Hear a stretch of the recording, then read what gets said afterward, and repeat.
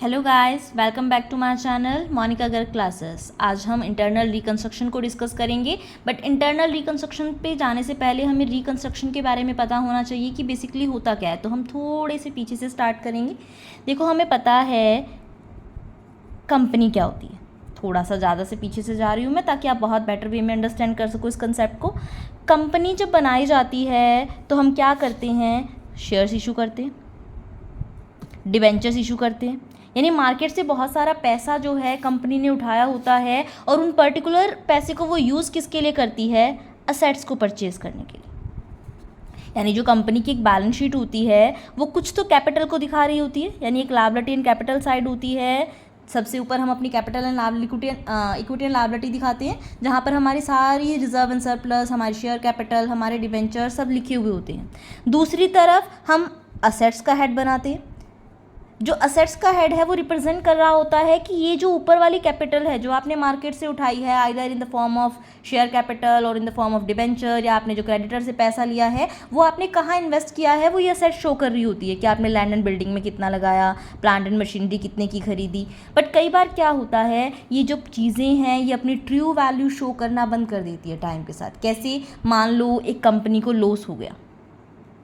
अब एक कंपनी को जब लॉस होता है तो वो लॉस भी कैपिटल से ही जाता है, इनडायरेक्टली। डायरेक्टली नहीं कह रही मैं, इनडायरेक्टली लॉस भी कैपिटल से ही जाता है। और जो अगर प्रॉफिट होता है किसी कंपनी को तो वो भी कैपिटल में एडिशन ही होता है। जैसे हम अगर पहले ही आपने +1 +2 में किया होगा फाइनल अकाउंट्स, तो वहाँ पर तो हमारा जो भी नेट प्रॉफिट आता था वो हम कैपिटल में ही ऐड या लेस कर देते थे। अब हम यहाँ पर कैपिटल में ऐड लेस की बात नहीं कर रहे हैं, हम इनडायरेक्टली बात कर रहे हैं कि अगर एक कंपनी को फ़ायदा होता है तो वो उसकी कैपिटल में एडिशन ही होता है कि वो फर्दर उस पैसे को कहीं इन्वेस्ट कर पाएगी, अपने शेयर होल्डर्स को देकर उन्हें खुश कर पाएगी। और अगर उसे लॉस होता है तो वो उस कैपिटल से ही जाता है। तो कई बार क्या हो जाता है कि कंपनी को बहुत लंबे टाइम तक लॉस होते चले जाते हैं, मान लो, तो ऐसे में उसकी बैलेंस शीट कैसी दिखने लग जाती है?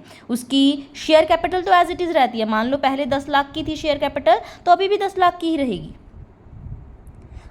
असेट्स भी दिख रही होंगी, बट वो जो असेट्स वैल्यू शो कर रही होंगी एक्चुअल में वो वैल्यू होगी ही नहीं। क्यों? क्योंकि जब कंपनी को लॉस हो रहा है तो असेट्स की वैल्यू गिरती चली जाती है। वहाँ पर असेट्स की जगह क्या ले लेता है? प्रॉफिट एंड लॉस का डेबिट बैलेंस ले लेता है। कंपनी के अकाउंट में बहुत सारी फिक्टिशियस असेट हो जाती है जो कंपनी को कुछ रिटर्न नहीं दे रही होती है। बहुत सारी एक्सपेंसेस, गुडविल, मान लो एक एक्सपेंसेस की छोड़ो एक सेकंड के लिए, मान लो मैं गुडविल लिख देती हूँ कि मेरे असेट्स में गुडविल लिखी हुई है। बट क्या एक ऐसी कंपनी जो बहुत लंबे टाइम से सिर्फ लॉस को इनकर कर रही है उसकी कुछ गुडविल बची होगी? उसकी तो कोई गुडविल नहीं होगी। तो ऐसे में कंपनी को ज़रूरत पड़ती है कि वो क्या करे, अपनी कैपिटल को रीस्ट्रक्चर करे, यानी उसको दोबारा से बनाए। तो उसी को बोला जाता है रिकंस्ट्रक्शन। बेसिकली जब हम रिकंस्ट्रक्शन की बात करते हैं तो रिकंस्ट्रक्शन होता है। देखो, सिर्फ एक चीज़ और मैं आपको कह ज़रूर रही हूँ कि कंपनी को अगर लॉस होता है, बट इट डजंट मीन कि रिकंस्ट्रक्शन सिर्फ लॉस के टाइम पर किया जाता है। मेनली जब हम रिकंस्ट्रक्शन की बात करते हैं तो हम लॉसेस के कंटेक्स्ट में करते हैं कि हम लॉसेस हो रहे हैं कंपनी को, तो उसे इंटरनली रिकंस्ट्रक्शन करने की ज़रूरत पड़ती है। बट ऐसा बिल्कुल नहीं है कि वो सिर्फ लॉसेस के बारे में है। हम सारी बात करेंगे कि कब कब रिकंस्ट्रक्शन किया जा सकता है और कैसे कैसे एक कंपनी करती है। थोड़ा सा पहले बात करते हैं कि जो ये रिकंस्ट्रक्शन होता है बेसिकली 2 तरह का होता है। एक एक्सटर्नल रिकंस्ट्रक्शन और दूसरा इंटरनल रिकंस्ट्रक्शन।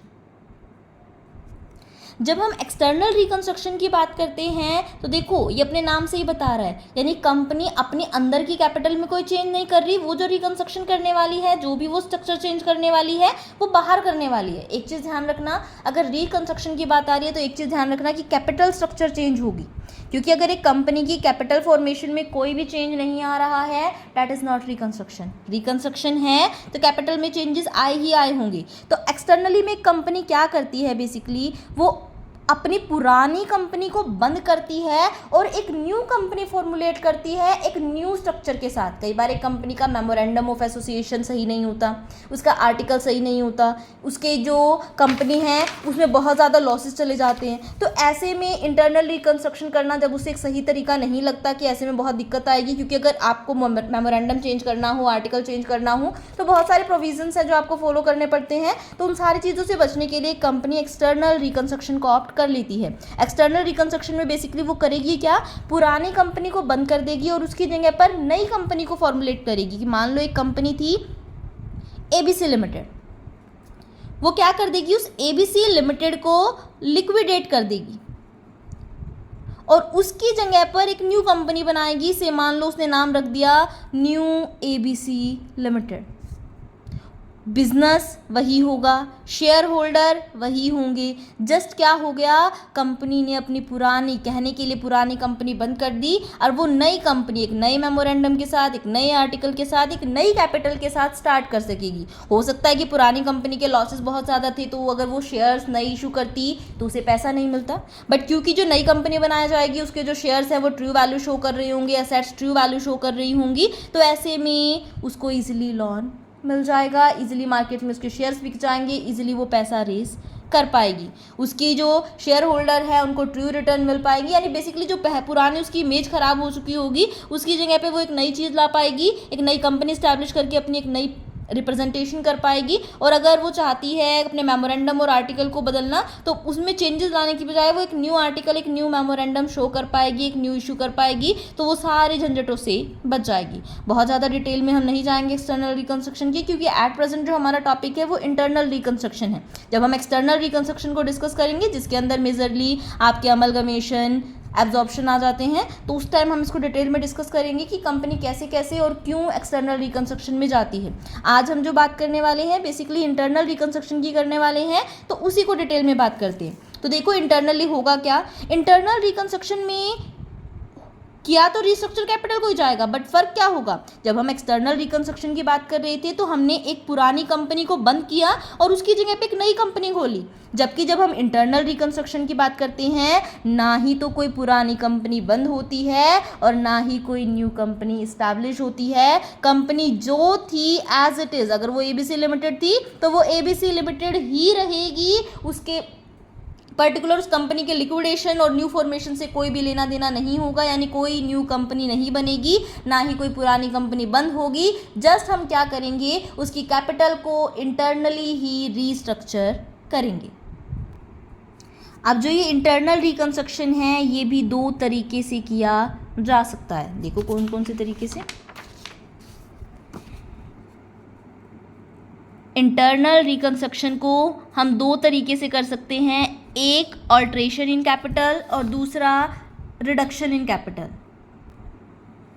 अब देखो ये जो अल्ट्रेशन इन शेयर कैपिटल है और जो रिडक्शन इन शेयर कैपिटल है ये दोनों एक दूसरे से काफ़ी अलग अलग हैं। यानी जब हम ऑल्टर करने की बात करते हैं तो ये बहुत एक सिंपल स्टेप है। यहाँ पर अगर आपका आपका आर्टिकल ऑफ एसोसिएशन आपको अलाउ करता है तो आप इजीली अपने मेमोरेंडम ऑफ एसोसिएशन के कैपिटल क्लॉज में चेंजेस करके अपनी शेयर कैपिटल को ऑल्टर कर सकते हो, जबकि रिडक्शन करना एक बहुत ही सीरियस स्टेप है जिसके लिए आपको कोर्ट की परमिशन की ज़रूरत पड़ती है।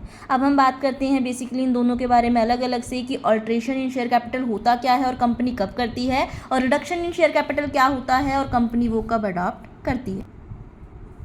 देखो ऑल्ट्रेशन इन शेयर कैपिटल यानी हमने अपनी शेयर कैपिटल को चेंज किया है, उसको ऑल्टर किया है। अब वो ऑल्टर जो हम कर रहे हैं हो सकता है उसमें इंक्रीज़ भी हुआ हो और हो सकता है हमने सिर्फ उसको सिंपल बनाया हो, हमने उसके स्ट्रक्चर को चेंज किया हो, share capital all together change हुई ही ना हो। अब देखो ये दोनों काम कैसे किए जाते हैं। इंक्रीज़ करना तो बहुत सिंपल है, अगर एक कंपनी नए शेयर्स को इशू कर देती है, न्यू शेयर कैपिटल मार्केट से रेज कर लेती है, तो इसका मतलब क्या हो गया, रिकंस्ट्रक्शन हो गया। एक कंपनी के पास पहले 10,000 शेयर्स थे 10 रुपये के हिसाब से, यानी उसने 1 लाख मार्केट से उठाया हुआ था।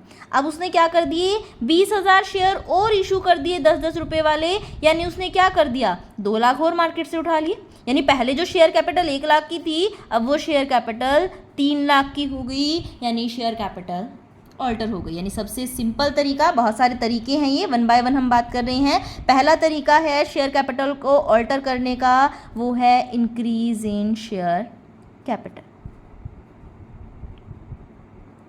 अब देखो जैसा मैंने शुरू में भी कहा था, इसके लिए हमें कोई कोर्ट की सैंक्शन की ज़रूरत नहीं है, हमें अपनी शेयर कैपिटल इंक्रीज़ करनी है, हम इजीली ऐसा कर सकते हैं। हमारा सिर्फ आर्टिकल ऑफ एसोसिएशन इस चीज़ को परमिट करना चाहिए, तो हम अपने मेमोरेंडम ऑफ एसोसिएशन के कैपिटल क्लोज में, मेमोरेंडम ऑफ एसोसिएशन जिसमें 6 क्लॉज दिए होते हैं, जिसमें एक कैपिटल क्लोज है, उसमें चेंजेस करके उसको ऑल्टर करके अपनी शेयर कैपिटल को इंक्रीज़ कर सकते हैं। शेयर कैपिटल करते हुए एंट्रीज वही पास की जाएंगी जो कि हम नॉर्मली जब हम शेयर्स इशू करते हैं तब पास की जाती हैं।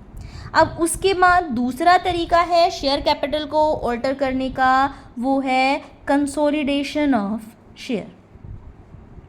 कंसोलिडेशन ऑफ शेयर बेसिकली क्या है, जब एक कंपनी अपने शेयर को कंसोलिडेट यानी इकट्ठा कर देती है। कई बार क्या होता है कि कंपनी के जो शेयर्स होते हैं वो बहुत छोटे छोटे स्मॉल डेनोमिनेशन के होते हैं, कि कोई शेयर 10 रुपये का है, कोई शेयर्स के टाइप्स उसके 5 रुपये वाले हैं, कोई 20 वाले हैं, और वो चाहती है कि वो क्या कर दे, इनको एक बिगर डेनोमिनेशन में चेंज कर दे, यानी 10-10 वाले शेयर की बजाय जिसके पास 10 शेयर हैं 10-10 रुपये वाले, उसे इसकी बजाय 100 रुपये का एक शेयर दे दे, तो उसे बोला जाता है कंसोलिडेशन ऑफ शेयर। अब यहाँ पर भी शेयर कैपिटल तो ऑल्टर हो ही जाएगी।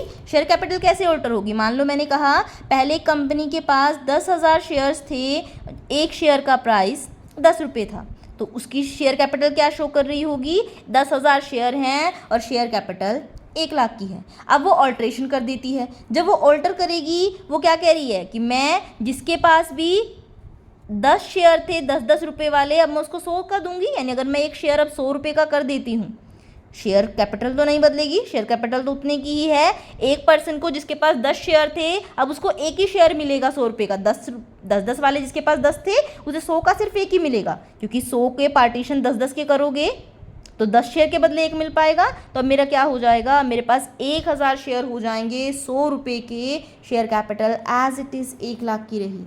बट ऑल्ट्रेशन तो हो गई, पहले दिख रहे थे कि 10,000 शेयर्स हैं, 10,000 शेयर होल्डर्स होंगे, यानी एक शेयर होल्डर के पास मल्टीपल शेयर हो सकते हैं, यानी अगर हम 1 इंडिविजुअल यूनिट की बात करें तो 10,000 शेयर्स थे, अब हमारे पास सिर्फ 1,000 शेयर बच गए हैं, तो इसे भी ऑल्ट्रेशन इन शेयर कैपिटल कहा जाता है। कई बार कंपनी ऐसा अपनी शेयर्स को सिंप्लीफाई करने के लिए भी करती है कि मान लो किसी कंपनी के पास कोई शेयर 10 वाले थे, कोई 5 वाले थे, कोई 20 वाले थे, कोई 25 वाले थे, वो क्या कर रही है, अब कंसोलिडेट करके सबको 100-100 का बना देगी।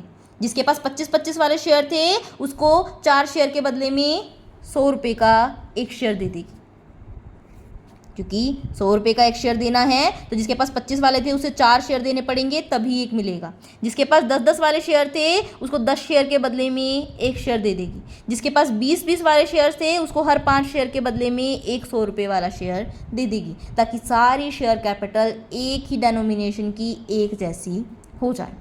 अब बात आती है कि एंट्री क्या पास की जाएगी, क्योंकि देखो बेसिकली हम जो डिस्कस करने वाले हैं इंटरनल रिकंस्ट्रक्शन का प्रैक्टिकल एस्पेक्ट करने वाले हैं, तो हम साथ के साथ सबकी एंट्रीज को भी डिस्कस करते चलेंगे कि जब एक पर्टिकुलर कंडीशन आपको दी होगी तो कैसे उसे डील किया जाएगा। मैं एक बात पहले आपको बता देती हूँ, चैप्टर बहुत ही ज़्यादा सिंपल है। अगर आप इन सारी एंट्रीज़ को समझ लेते हो, रीज़न भी मैं आपको साथ साथ में बता रही हूँ, अगर आप एक बार इन सब चीज़ों को समझ लेते हो उसके बाद आपको क्वेश्चन करने में कोई भी दिक्कत नहीं आएगी। अब हमें शेयर्स को कंसोलिडेट करना है। अब ये क्या कह रहे हैं, ये शेयर्स जो 10,000 शेयर्स थे 10-10 रुपये वाले, ये तो चले जाएंगे, यानी ये तो अब नहीं रहेंगे, पहले ये दिए हुए थे, अब इनको वापस ले लिया जाएगा और एक नई शेयर कैपिटल जहाँ पर 100 रुपये का एक शेयर है वो अब दे दी जाएगी। तो अब देखो शेयर कैपिटल का बैलेंस होता है क्रेडिट, शेयर कैपिटल लायबिलिटी है, लायबिलिटी साइड दिखाई जाती है, इसका बैलेंस क्रेडिट होता है। अब अगर क्रेडिट बैलेंस है, अगर क्रेडिट बैलेंस की किसी भी चीज़ को हमें क्लोज करना हो, यानी किसी भी क्रेडिटर्स का क्रेडिट बैलेंस है, जब उनको पेमेंट करते हैं तो डेबिट हो जाती है। लोन क्रेडिट होता है, जब उसको रीपे करते हैं तो डेबिट हो जाता है, यानी जब भी कोई लायबिलिटी हमें क्लोज करनी होती है तो उसका बैलेंस रिवर्स हो जाता है। तो हमने क्या किया होगा, पहले शेयर कैपिटल में 10,000 शेयर 10 रुपये वाले के हिसाब से शेयर कैपिटल को क्रेडिट किया होगा। अब हमें वो शेयर कैपिटल क्लोज करनी है, यानी अब वो शेयर कैपिटल नहीं रहेगी, तो हम क्या कर देंगे, शेयर कैपिटल अकाउंट डेबिट।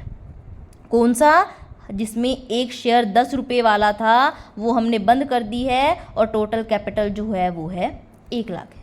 और अब नई कैपिटल जब क्रिएट करेंगे तो शेयर कैपिटल का बैलेंस क्रेडिट है, जब नई क्रिएट होगी तो क्रेडिट होगा, तो क्रेडिट भी कर दूंगी टू शेयर कैपिटल अकाउंट।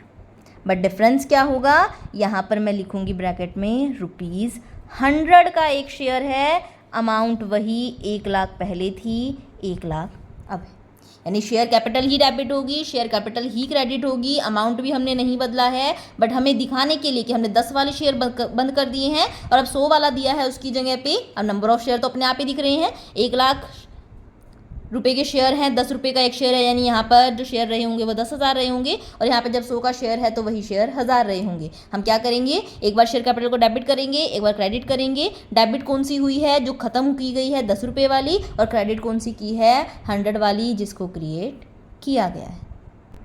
बहुत सिंपल है। अब देखो थर्ड, आगे मूव ऑन करते हैं। अब बात आती है थर्ड पार्ट की, जो है सब डिवीज़न ऑफ शेयर, यानी शेयर्स को डिवाइड करके भी शेयर कैपिटल को ऑल्टर किया जा सकता है।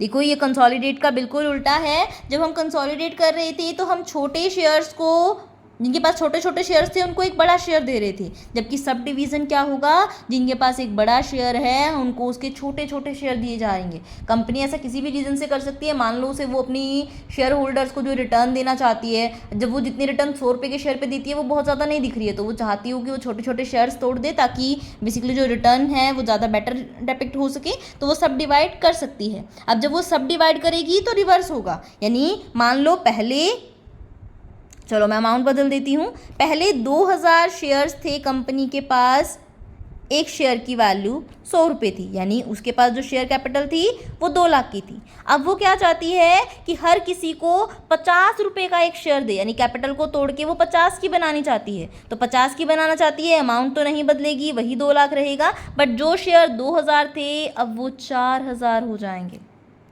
क्यों, जिसके पास एक शेयर 100 रुपये का था, अगर उसे 50 वाले शेयर दोगे तो उसे कितने मिलेंगे, 2 मिलेंगे। क्या कह रही हूँ मैं, जिसके पास 100 रुपये का एक शेयर था, ठीक है, अब हम कह रहे हैं शेयर्स 50-50 रुपये का एक होगा। अब जिसके पास 100 का एक है, अगर उसे 50 वाला दोगे तो 2 ही देने पड़ेंगे, तभी 50 + 50 उसके 100 रुपये वापस होंगे। यानी हम उसे किसी से 100 रुपये की चीज़ ले रहे हैं तो उसको 50-50 के 2 देंगे, तभी तो वो 100 रुपये वापस होंगे। तो अब हम उसे क्या करना पड़ेगा, डबल शेयर देने पड़ेंगे। इसलिए जो शेयर्स पहले 2000 थे 100 रुपये के, अब वो क्या हो जाएंगे, 4000 हो जाएंगे 50-50 रुपये के। अब देखो आपको क्वेश्चन में ये चीज़ कैलकुलेट करनी पड़ेगी। मान लो आपको दिया गया है किसी क्वेश्चन में कि पहले 10,000 शेयर्स थे और एक शेयर्स की जो डेनोमिनेशन थी वो 10 रुपये थी। चलो डिवाइड करना है, 100 रुपये थी, तो जो शेयर्स की वैल्यू हो गई वो हो गई 10 लाख। अब आपको कहा है कि आपको शेयर्स को सब डिवाइड करना है। अब जो एक शेयर होगा वो सिर्फ 50 रुपीज़ का होगा। अब एक शेयर 50 का होगा तो अब हमें क्या करना पड़ेगा, हमें पता है जिसके पास एक शेयर था उसे 2 शेयर मिलने वाले हैं, तो हम क्या लिखेंगे, जिसके पास एक शेयर था पहले उसे अब मिलेंगे 2 share.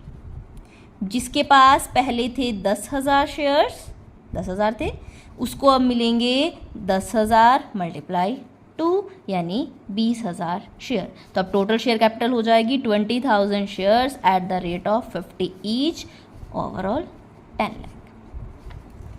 Entry as it is same होगी, share capital account debit, capital account debit, कौन सी शेयर कैपिटल चली गई है, 100 वाली, ₹100, 10 लाख। 2 कौन सी शेयर कैपिटल आ गई है, 2 शेयर कैपिटल अकाउंट 50 वाली, अमाउंट वही 10 लाख। तो ऐसे करेंगे हम सब डिवीज़न ऑफ शेयर। अब आगे चलते हैं। 4th हमारा तरीका है कैंसलेशन ऑफ अनइशूड कैपिटल, यानी हम कैंसिल करेंगे कौन सी कैपिटल को, जिसको अभी तक इशू ही नहीं किया गया। यानी हमारी कोई ऑथराइज कैपिटल थी जिसको अभी तक हमने इशू नहीं किया था, क्योंकि मान लो हो सकती है हमारी ऑथराइज कैपिटल 50 लाख की हो, अभी तक हमने जो मार्केट से पैसा उठाया है वो सिर्फ 20 लाख उठाया है, तो बाकी की जो हमारी अभी तक अनइशूड कैपिटल है जिसको हमने अब तक पब्लिक को ऑफर ही नहीं किया, उसको कैंसिल भी किया जा सकता है। बट एक चीज़, अगर हम ऑथराइज कैपिटल को कैंसिल करते हैं यानी अनइशूड कैपिटल को कैंसिल करते हैं तो बिना कोर्ट की सेंशन के ये पॉसिबल नहीं है। ऊपर हमने जितना भी कुछ किया, सब डिवाइड किया, कंसोलिडेट किया या शेयर कैपिटल इशू की, उसके लिए हमें कोर्ट की सेंशन की ज़रूरत नहीं थी। लेकिन अगर हमें अनइशूड कैपिटल को ख़त्म करना है, उसको कैंसिल करना है, तो हमें कोर्ट की परमिशन की ज़रूरत पड़ेगी। ऐसा इसलिए क्योंकि बेसिकली अगर हम ऑथराइज कैपिटल ख़त्म कर रहे हैं तो इसका मतलब हम उस कैपिटल को फ्यूचर में इशू नहीं कर पाएंगे, जो कि क्रेडिटर की सिक्योरिटी के ऊपर इम्पैक्ट डालेगा, इसलिए उसके लिए हमें कोर्ट की परमिशन की ज़रूरत पड़ती है। हाउएवर यहाँ पर हमें कोई भी जर्नल एंट्री पास करने की ज़रूरत नहीं है, क्योंकि जर्नल एंट्री जो पास की जाती है वो हमेशा इशूड कैपिटल के लिए की जाती है और उसी को ख़त्म करने के लिए की जाती है। ये अब तक अनइशूड है तो हम कोई भी जर्नल एंट्री पास करने की ज़रूरत नहीं है। लास्ट तरीका है हमारा conversion of shares into stock.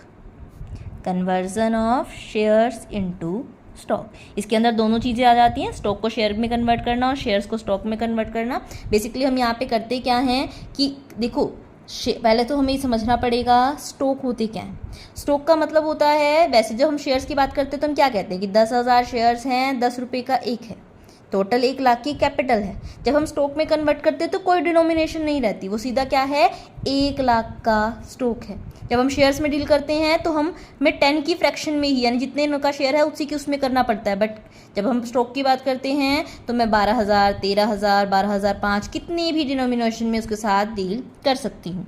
तो यानी उसकी कोई भी पार वैल्यू नहीं होती है स्टॉक की, वो इकट्ठा चलता है। तो कंपनी जब शेयर्स को स्टॉक में कन्वर्ट करती है तो वो इक्विटी स्टॉक बन जाता है, शेयर्स नहीं रहते। जब शेयर्स नहीं रहेंगे, मान लो पहले 50,000 शेयर्स थे, 10 रुपये का एक, यानी 5 लाख के। अब कंपनी ने इनमें से 10,000 शेयर्स को क्या कर दिया, स्टॉक में कन्वर्ट कर दिया। तो अब क्या बचेंगे, 40,000 तो शेयर्स बचेंगे 10 रुपये के हिसाब से, यानी 4 लाख के तो शेयर बचेंगे और 1 लाख का स्टॉक बचेगा। तो शेयर कैपिटल ऑल्टर हो गई, दिखाने का तरीका बदल गया। तो इसे भी बोला जाता है आपका ऑल्ट्रेशन ऑफ कैपिटल। और जब हम शेयर्स को स्टॉक में कन्वर्ट करेंगे तो एंट्री क्या पास की जाएगी, शेयर कैपिटल ख़त्म हो रही है तो इक्विटी शेयर कैपिटल कितने रुपए की, 1 लाख की, ऊपर वाले एग्जाम्पल में। तो हम लिख देंगे 1 लाख की शेयर कैपिटल ख़त्म, और इसकी जगह आ क्या गया, इक्विटी का स्टॉक, तो equity to equity stock account 1 lakh. इसी तरीके से कभी स्टॉक को भी शेयर्स में भी कन्वर्ट किया जा सकता है, उसके लिए भी आपको परमिशन की ज़रूरत नहीं पड़ेगी। आप सिर्फ एक कंपनी क्या कर सकती है, अगर उसका आर्टिकल परमिट कर रहा है तो मेमोरेंडम ऑफ एसोसिएशन के कैपिटल क्लोज में एक स्पेशल रेजोल्यूशन पास करके ऑल्ट्रेशन करेगी और ऐसा कर सकती है। ये पांचों चीज़ें, यानी शेयर्स कैपिटल को इशू करना, शेयर कैपिटल को सब डिवाइड करना, उसको कंसोलिडेट करना, अनइशूड कैपिटल को कैंसिल कर देना और शेयर्स को स्टॉक में, स्टॉक को शेयर्स में कन्वर्ट कर देना, ये सारी चीज़ें अल्ट्रेशन ऑफ कैपिटल में आती हैं। एक कंपनी सिंपली अपनी कैपिटल को रीऑर्गेनाइज वे में दिखाने के लिए, अपनी कैपिटल को बेटर रिप्रेजेंट करने के लिए, उसे सिंप्लीफाई करने के लिए ऐसा कर सकती है। जबकि जब हम रिडक्शन की बात करते हैं तो रिडक्शन एक मेजर स्टेप है जो कि एक कैपिटल को नेगेटिव वे में भी इम्पैक्ट कर, यानी नेगेटिव जो चीज़ें आ गई थी उनको पॉजिटिव में बदलने के लिए, यानी अपनी कैपिटल को, जो कैपिटल लॉस्ट हो चुकी थी, जो किसी वैल्यू की नहीं रही थी, उसको ठीक तरीके से करने के लिए यूज़ किया जाता है। बहुत डिटेल में अभी मैं इसको डिस्कस नहीं कर रही हूँ, वीडियो बहुत लंबी चली जाएगी। रिडक्शन एंड शेयर कैपिटल को हम डिटेल में नेक्स्ट वीडियो में डिस्कस करेंगे। तब तक अगर आपको वीडियो पसंद आई हो तो चैनल को सब्सक्राइब करना और अपने फ्रेंड्स के साथ शेयर करना मत भूलना, because sharing is caring. Thank you so much.